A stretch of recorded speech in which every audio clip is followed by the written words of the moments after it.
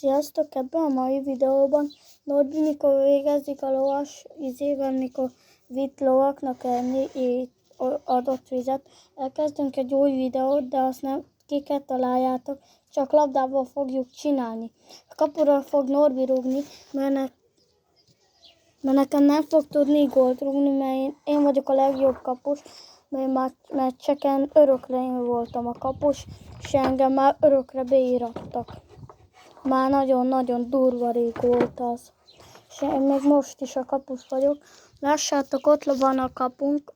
Arra fog Norbi nekem rúgni penaltikat, meg 11-eseket.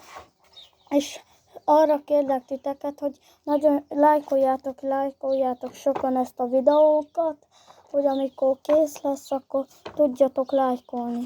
Mert azt akarom, hogy legyen 1000 lájkunk. Bármennyi lájkot nyomhattok, csak létszik egyszer nyomjatok, vagy 2 vagy 1 lájkot rá nyomhattok, vagy 5-öt is.